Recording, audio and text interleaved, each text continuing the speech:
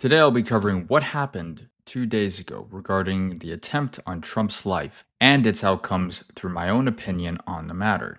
I'll start by saying this off. The attempt on Trump's life will, in no doubt, definitely affect a lot of things, not just here in America, folks, but the world in general.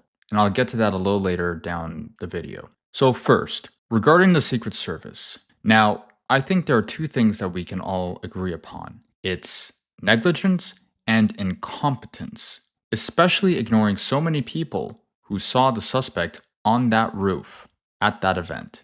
The other, in my opinion, and again, not trying to be so conspiratorial here, there was some sort of foul play behind the scenes regarding the suspect even being allowed to draw first fire on Trump, in my opinion. And the head of the Secret Services not doing much or commentating regarding this incident at all can lead to such questioning on her part, not to mention not providing Trump any further Secret Service personnel to help him. Again, especially ignoring eyewitnesses who saw the suspect on the roof a few minutes before the attempt on Trump's life even happened, gives credence to a lot of people questioning these kind of events. Now, the good news is, with Trump turning his attention at the right time, at the right moment, and only dodging the bullet that clipped the top right of his ear, is great news for keeping him in the race and preventing any further issues moving forward in this election. But, in my opinion, I don't see any unity moving forward as much as America needs it. Since both sides at this point in time are heavily entrenched culturally and politically ideologically, as it is a power play in who runs and represents America's interest to the world and itself. Logically, in my opinion, there should be unity and having both sides talk it out, if allowed. But looking at this rationally, I don't know if now that will be even achievable for the long term.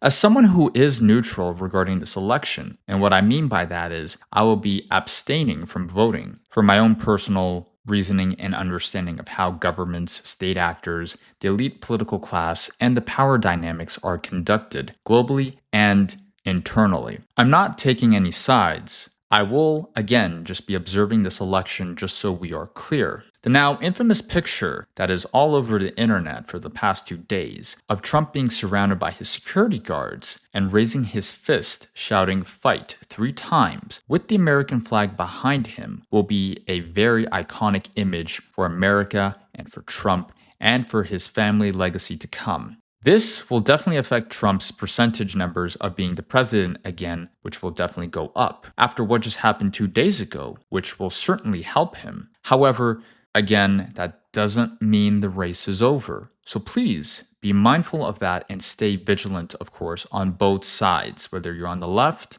the right, and on the center. With Trump being alive, and just now having been selecting his new VP, JD Vance, as his running mate, we shall also see how that will play in the long term as well for his presidency and his legacy, and globally. Now, moving on to how this will definitely affect the geopolitical field.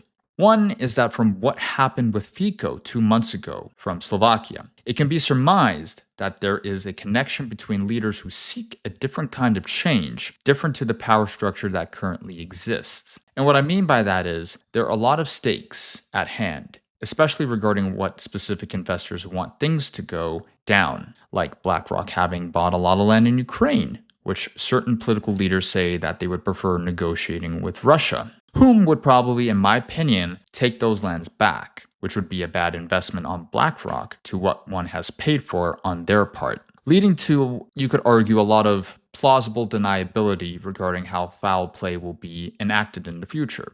Another politician that I would say that is very similar to both Trump and Fico that I've mentioned a few times in my previous videos would be Viktor Orban, who I think needs to play his cards now very carefully here, especially what happened to Fico and now Trump, as he definitely wants to bring peace in Europe by listening to both sides of the Ukrainian conflict, rather than just listening to only one side, i.e. the EU and NATO vassal state members. Again, we shall see how all of this will play out in the coming months and years. Other than that, I'm curious to see how this election cycle here in America will affect the globe, in my opinion.